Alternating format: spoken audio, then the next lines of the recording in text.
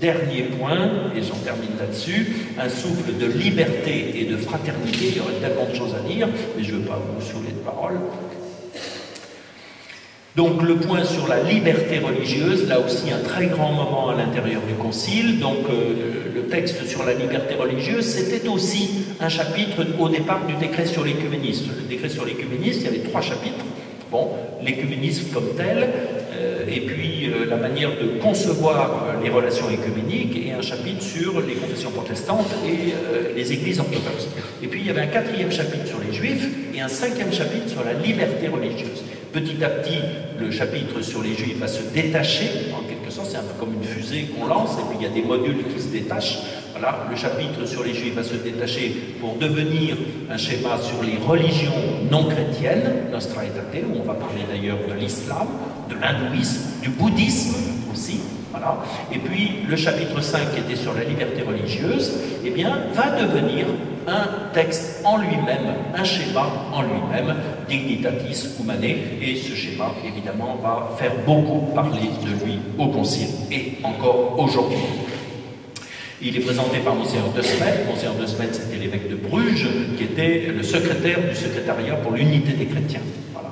Bien que Dieu veuille que tous les hommes soient sauvés et reconnaissent la vérité, il n'est cependant pas permis aux disciples du Christ de porter atteinte à la liberté religieuse d'un individu.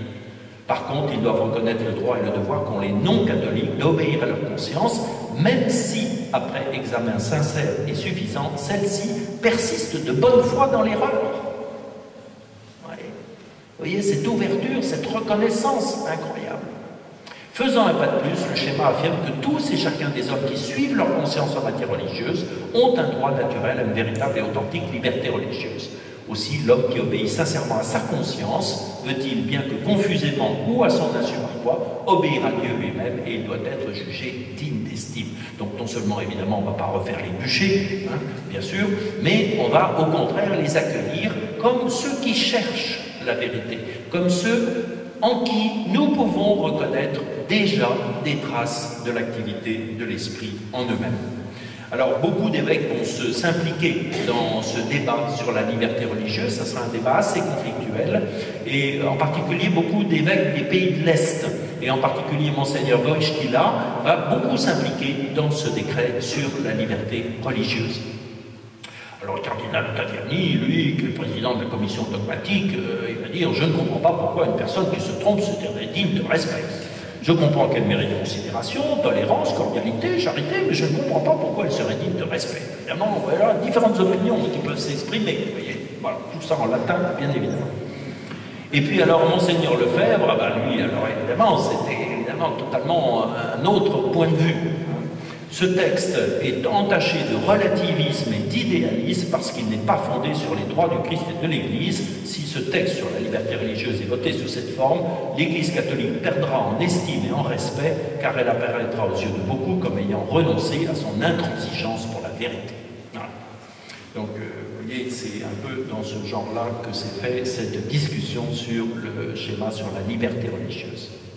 Autre point sur ce registre du souffle de la liberté et de la fraternité, eh bien, voilà, je vous recommande ce livre de John O'Malley que vous allez trouver à la sortie, qui a été apporté par Siloé, qui est un excellent livre, à mon avis, sur Vatican II. Et John O'Malley, c'est lui sans doute le premier qui a mis l'accent, non pas tellement sur les événements du Concile comme tel, ou d'une certaine manière sur le contenu des documents conciliaires, mais plutôt sur le style de parole, sur le style décrit à l'intérieur même du Concile, si vous voulez. Et il dit ceci: le Concile commence à devenir plus explicite en introduisant un vocabulaire nouveau et une nouvelle forme littéraire.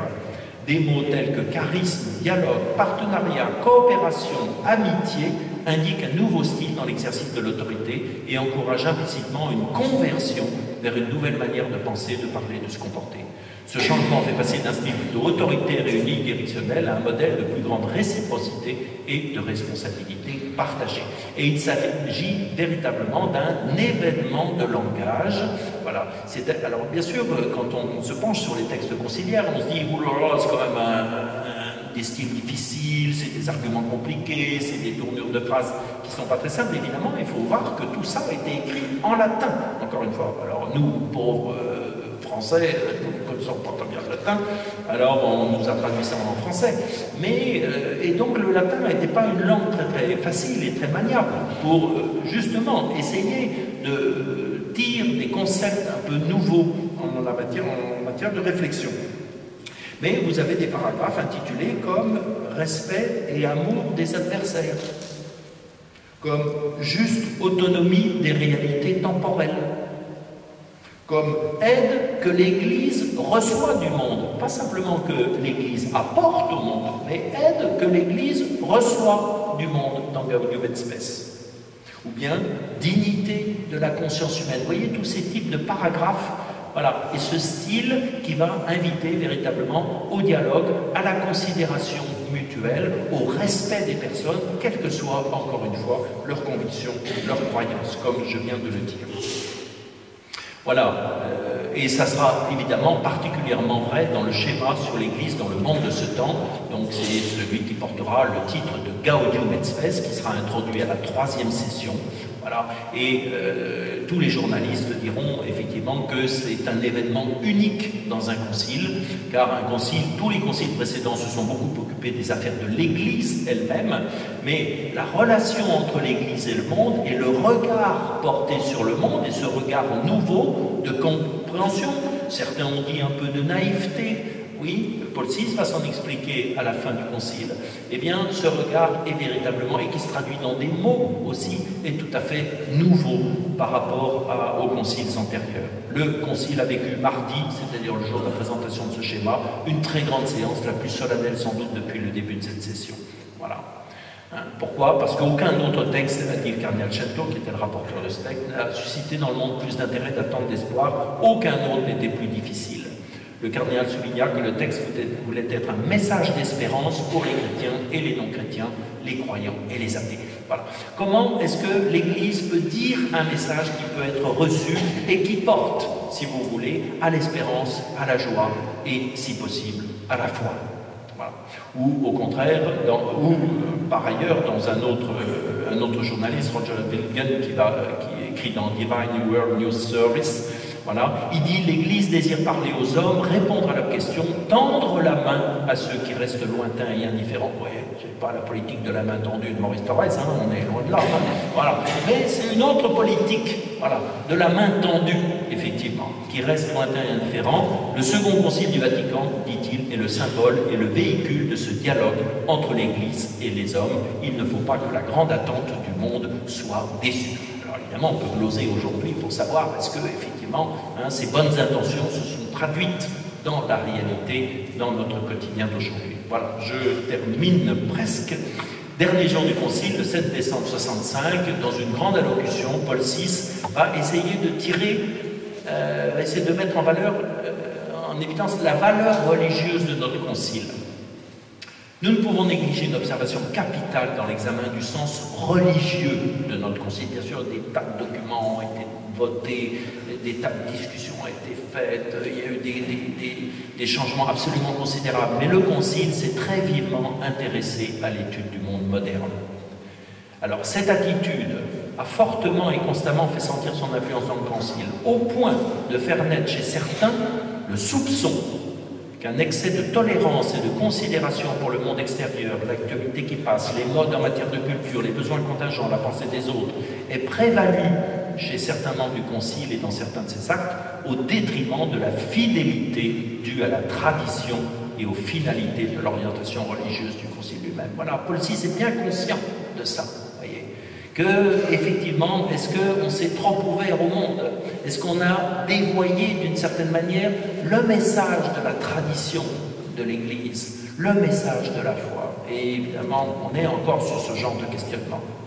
Mais Paul VI dit « Nous n'estimons pas qu'on puisse taxer de pareilles déviations de ce concile. Nous voulons plutôt souligner que la règle de notre concile a été avant tout la charité. » Voilà. C'est le Christ lui-même qui nous a appris à regarder l'amour pour nos frères comme le signe distinctif de ses disciples. Et il conclut en ceci, ce concile, eh bien, son attitude a été nettement et volontairement optimiste. Voilà, on a souvent taxé le Concile d'un peu trop optimiste. Eh bien, Paul VI le dit.